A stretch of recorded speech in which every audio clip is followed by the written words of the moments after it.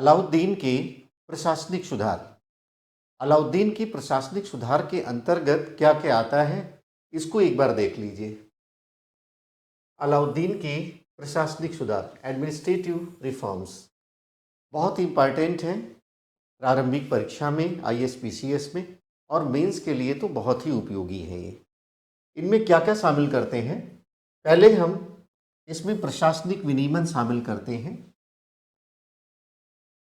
Administrative ordinances शामिल करते हैं, सैनिक सुधार जो अलाउद्दीन ने किया है उनको भी शामिल करते हैं, मिलिट्री रिफॉर्म्स, राजस्व सुधार उनको भी शामिल करते हैं, रेवेन्यू रिफॉर्म्स, और जो बाजार व्यवस्था है, मार्केट सिस्टम है, इकोनॉमिक रेगुलेशन, आर्थिक विनियमन, उसको शामिल करते हैं। यानी जब भी हम प्रशासनिक सुधार लिखेंगे तो इसमें 1 + 2 + 3 + 4 इन चारों को हम शामिल करेंगे। अब हम डिस्कस करेंगे अलाउद्दीन के प्रशासनिक विनियमन अध्यादेश। और प्रशासनिक जो विनियमन है, इसमें क्या हम चर्चा करेंगे उसको पहले समझ लेते हैं।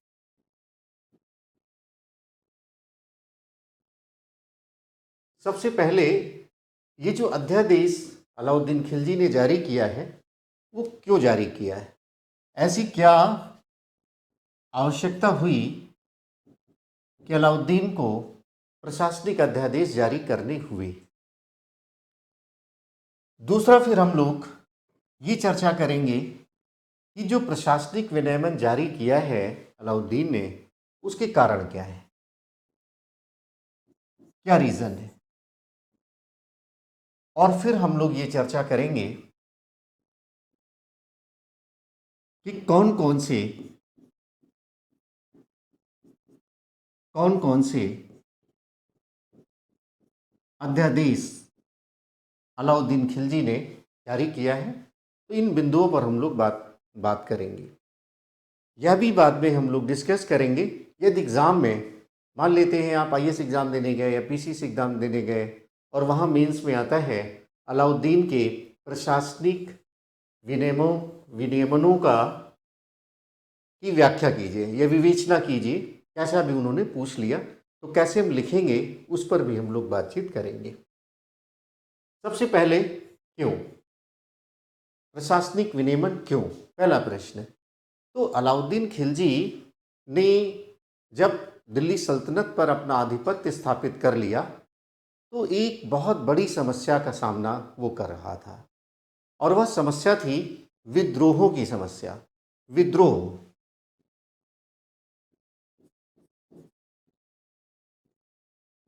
विद्रोह की समस्या। अब उसे जो अलाउद्दीन खिलजी को राजपूतों से चुनौतियां तो मिल ही रही हैं, और तुर्कों के मध्य जो आपसी संघर्ष है उससे भी उसको चुनौतियां मिल रही हैं। जो पहले ममलूक वंश के जो अभी भी बचे हुए सरदार हैं, वह भी चुनौतियां प्रस्तुत कर रहे हैं। इसके अलावा भी अन्य समस्याओं से वो जूझ रहा है, मंगोलों की समस्याओं से भी जूझ रहा है। लेकिन राज्य के अंतर्गत जो विद्रोह की स्थिति बनती है कभी कभी सामंतों के द्वारा, वह एक बहुत बड़ी समस्या थी। अब इस समस्या को समझने के लिए उसने कारणों को जानने का प्रयास किया। कारणों को जानने के प्रयास के क्रम में उसने ये जाना कि पहला जो कारण है इस विद्रोह का, वो है उद्दंड मध्य वर्ग।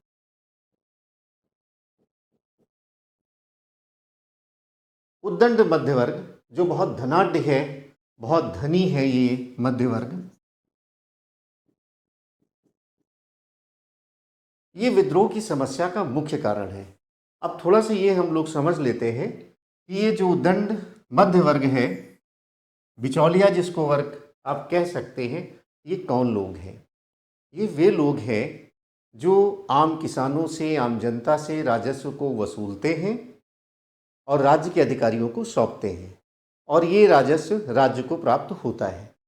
तो ये जो बिचौलिया वर्ग है ये बहुत धनाढ्य हो गया है, क्योंकि ये जो वसूलते हैं, एक तो ज़्यादा वसूलेंगे, और जो वसूला उसको भी इन्होंने अधिकारियों को नहीं सौंपा। इनके पास बहुत सारा पैसा इकट्ठा हो गया, और जब पैसा इकट्ठा हो गया तो इन्होंने अपने सैनिक भी भरना शुरू कर दिया, और समय समय पर ये गठबंधन बना करके राज्य के प्रति विद्रोह करते रहते थे। ये जो मध्य वर्ग है, इसमें जैसे कुछ नाम आपने सुना होगा, जैसे खुद, जैसे मुकद्दम, मुकद्दम, जैसे चौधरी।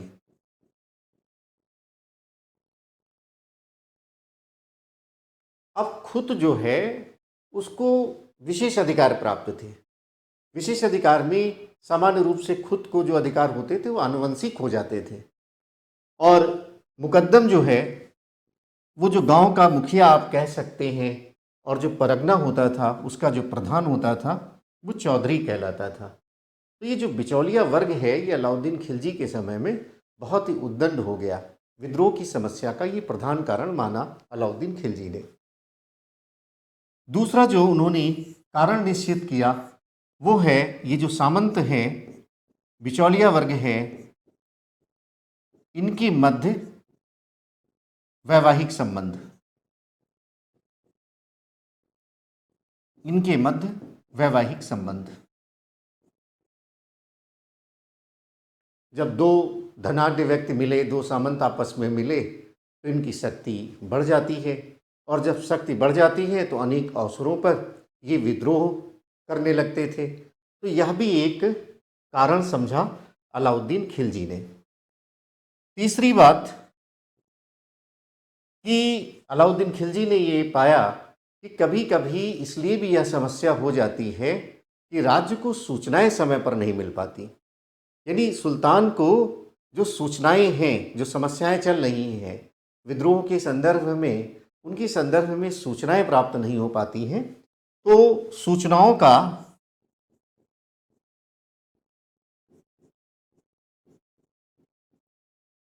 सही समय पर प्राप्त न होना, यह एक कारण निश्चित हुआ। और चौथा कारण जो निश्चित हुआ वो ये हुआ कि ये जो मध्य वर्ग है या आम जनता है, ये विशेष अवसरों पर मद्यपान करता है, मदिरा का पान करता है, यह नशीले वस्तुओं का सेवन करता है। और सार्वजनिक अवसरों पर जब बहुत बड़ी संख्या में लोग मदिरा पान कर लेते थे या नशीले वस्तुओं का सेवन कर लेते थे, तो इनको जो मध्य वर्ग है वो उकसा देता था और विद्रोह की समस्या पैदा हो जाती थी। तो चौथे कारण में यह कारण निश्चित हुआ कि जो मद्यपान है या नशीली वस्तुओं का सेवन है वह एक कारण के रूप में निश्चित हुआ। अब यहां पर देखें कि जो अलाउद्दीन ने विद्रोह की समस्या राज्य के समक्ष विद्यमान है उसके कारणों पर जब विचार किया तो चार कारण उन्होंने तय किए। पहला है उद्दंड मध्य वर्ग, बिचौलिया वर्ग। दूसरा है सामंतों के मध्य वैवाहिक संबंध। तीसरा है सूचनाओं का प्राप्त न होना। और चौथा है मद्यपान या नशीली वस्तुओं का सेवन। ये चार बातें यहाँ पर की गई। अब इनके अनुसार, इन्हीं कारणों के आधार पर अलाउद्दीन खिलजी ने 4 अध्यादेश जारी किए। 1, 2, 3, 4 ये रीजन्स थे। इन्हीं के बेस पर उन्होंने 4 अध्यादेश जारी किए। तो हम लोग समझेंगे कौन कौन से अध्यादेश हैं। अब कारण कितने हमने आपको बताए, कारण जो निश्चित किए गए वो हैं 4। इन्हीं 4 कारणों के आधार पर अलाउद्दीन खिलजी ने 4 अध्यादेश जारी किए। इसमें पहला है जो बिचौलिया वर्ग है, जो बिचौलिया वर्ग है जिसमें आपने अभी अभी अध्ययन किया है, खुद है, मुकद्दम है, चौधरी है, इनके जो अधिकार हैं जिनको आप विशेषाधिकार कह सकते हैं, वो विशेषाधिकार समाप्त कर दिया। यानी इनको जो भूमि वगैरह प्राप्त थी, जैसे इक्ताएँ मिली थी, वो समाप्त कर दिया। इनाम के रूप में भूमि थी, उनको वापस ले लिया, या कहीं धार्मिक अनुदान है जिसको वक्फ कहते हैं, उनको वापस ले लिया। तो जैसे चाहे ये इक्ता के रूप में इनको भूमि मिली है, या इनाम के रूप में मिली है, या अपनी इनकी मिल्कियत है, मिल्क के रूप में मिली है, या धार्मिक अनुदान है, वक्फ है, ये सारी अधिकार इन्होंने वापस ले लिए, सारी भूमि को इन्होंने इनसे वापस ले लिया। और जो राजस्व वसूलने का कार्य है वो सीधे प्रशासनिक अधिकारियों को सौंप दिया। तो ये जो बहुत धनाढ्य वर्ग था, इसको इस प्रकार से सीमित कर दिया गया। अब वो धनी नहीं रहेगा तो सेना कैसे भर्ती करेंगे और कैसे विद्रोह करेंगे। किया कि अलाउद्दीन खिलजी ने समस्त भूमि को राज्य के अधीन कर लिया, केंद्र के अधीन कर लिया। आपके लिए इंपॉर्टेंट होता है, इसको खालसा भूमि कहते हैं। क्या कहते हैं? खालसा भूमि कहते हैं। यह भी बड़ा इंपॉर्टेंट है, यानी ऐसी भूमि को खालसा भूमि कहा जाता है जो केंद्र के सीधे नियंत्रण में है।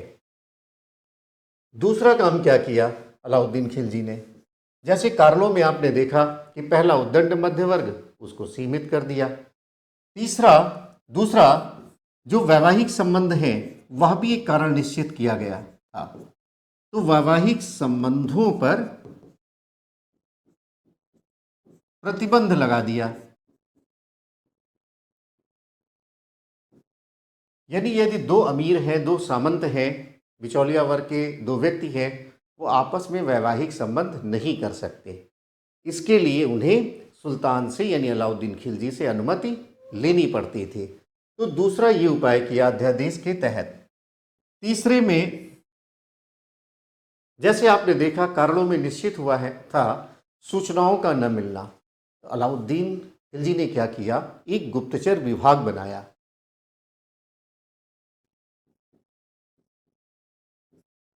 गुप्तचर विभाग का गठन किया और इसका जो अधिकारी है वो कहलाता था बरीदे ममालिक। बड़ी पैमाने पर जो गुप्तचर हैं उनको नियुक्त किया, उनको कहा जाता था मुनियान। प्रारंभिक परीक्षा के लिए तथ्यों की भी आवश्यकता होती है। मेंस में तथ्यों की उतनी आवश्यकता नहीं होती, फिर भी इतिहास जैसे विषय में थोड़ा सा तथ्य डालना ठीक होता है। एक दो तथ्य आप डाल दें, तथ्यों का विशेष महत्व तो नहीं होता, लेकिन फिर भी बेसिक बातें तो आपको किसी भी विषय में आनी ही चाहिए। अब चौथी समस्या थी, चौथी समस्या में ये था कि जो सार्वजनिक अवसरों पर ये मदिरापान कर लेते थे। तो अलाउद्दीन खिलजी ने क्या किया कि मदिरापान पर निषेध कर दिया, मद्यपान निषेध का अध्यादेश जारी कर दिया।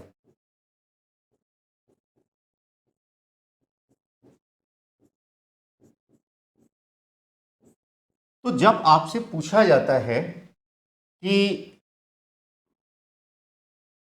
अलाउद्दीन के प्रशासनिक सुधारों के अंतर्गत प्रशासनिक विनियमन कौन कौन से हैं, तो उसमें से इन्हीं चारों को आपको उल्लेख करना होता है। अब यहाँ पर देखिए, ये जो चार हैं इनका उल्लेख ये आपको तैयार करना है। अब जैसे आप मेंस के एग्जाम में गए, मान लेते हैं आईएएस और पीसीएस, आप कोई स्टेट पीसीएस देते हैं, सीधे सीधे प्रश्न आता है और ये सीधे सीधे प्रश्न है, मान लेते हैं प्रशासनिक विनियमन पर प्रश्न है, प्रशासनिक अध्यादेश। आपसे पूछ लिया गया कि अलाउद्दीन खिलजी के द्वारा जो प्रशासनिक अध्यादेश जारी किए गए हैं उनका मूल्यांकन करें, क्या वे अपने उद्देश्य को प्राप्त करने में सफल रहे। ऐसे प्रश्न पूछ सकते हैं। तो आंसर को कैसे फॉर्मेट करेंगे, आंसर को कैसे बनाना है, हर प्रश्न का उत्तर आप तभी लिखेंगे जब पहले वैज्ञानिक ढंग से आप उत्तर प्रारूप बना लेंगे। यहाँ ध्यान देना है, हर बार हम बल देते हैं आपको, जो भी आंसर फॉर्मेटिंग करना है वो बहुत वैज्ञानिक होना चाहिए। वैज्ञानिक का मतलब होता है किसी भी विषय का संगठित तरीके से अध्ययन, किसी भी विषय का क्रमबद्ध तरीके से अध्ययन, किसी भी विषय में ऑब्जेक्टिविटी का होना, ये वैज्ञानिकता की परिभाषा होती है सामान्य रूप से। यानी वस्तुनिष्ठता हो, ऑब्जेक्टिव टाइप की जैसे बातें होती हैं, ऑब्जेक्टिव हो, सीधे सीधे हमको दिखना चाहिए। इतिहास विषय हिस्टोरियोग्राफी में हम आपको बताएंगे विज्ञान तो नहीं है, लेकिन इसमें वैज्ञानिकता हो सकती है। इसके अध्ययन में और लेखन में, मेंस में अच्छे नंबर पाने के लिए आपको हर एक उत्तर में यही वैज्ञानिकता लानी पड़ेगी। अब जैसे इसको आपको लिखना है तो सबसे पहले आप 20-30 शब्दों में प्रस्तावना लिखेंगे, और ये प्रस्तावना कैसी होगी? ये होगी विषय केंद्रित। अब विषय क्या है? विद्रोह की समस्या। आप 1-2 लाइन में बता सकते हैं कि अलाउद्दीन ने जब सत्ता पर नियंत्रण स्थापित किया, सत्ता पर अधिकार किया, तो उसके सामने एक बड़ी समस्या के रूप में विद्रोह की समस्या सामने आती है। इस प्रकार की कुछ बात आप यहाँ लिख सकते हैं। विषय केंद्रित का अर्थ होता है कि जो भी विषय आपसे पूछा गया है उसी पर आपको पहली लाइन, पहला पैराग्राफ लिखना है। विषयांतर बिल्कुल नहीं होना है, जैसे आप BA MA के एग्ज़ाम में करते हैं, कोई विषय का अंतर नहीं होना चाहिए। अब इसके बाद आप विद्रोह के कारणों की बात करेंगे।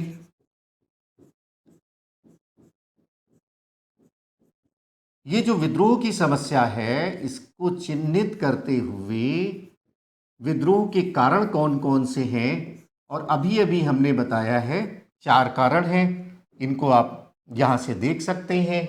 ये चारों कारण लिखे हुए हैं, इनकी चर्चा आप करेंगे। इसके बाद अब इन 4 कारणों को आधार बना करके जो प्रशासनिक अध्यादेश जारी किए गए हैं, प्रशासनिक अध्यादेश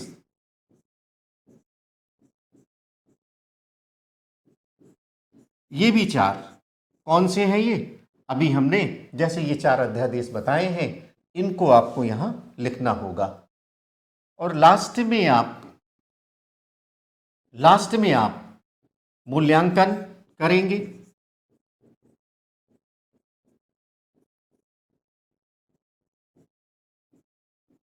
जिसको आप निष्कर्ष भी कह सकते हैं। अब मूल्यांकन में आप ये बताएंगे कि जो भी, अब मूल्यांकन कैसे करेंगे, जो भी हमारा ऑब्जेक्ट है, जो भी हमारा उद्देश्य है, क्या हमने उसको प्राप्त किया है? अब स्वाभाविक है, विद्रोह की समस्या है, कारणों की पहचान हुई है, अध्यादेश जारी हुए हैं, तो क्या विद्रोह की समस्या समाप्त हुई? तो आप देखेंगे जब आप अध्ययन करेंगे तो विद्रोह की समस्या का एक प्रभावी निदान हो जाता है। तो आप मूल्यांकन में ऐसे कह सकते हैं कि अलाउद्दीन ने जो प्रशासनिक विनियमन जारी किए वो अपने उद्देश्य को प्राप्त करने में पूर्ण रूप से सफल हुए, अर्थात अलाउद्दीन खिलजी के समय में विद्रोहों की समस्या का सफलतापूर्वक निदान हो गया।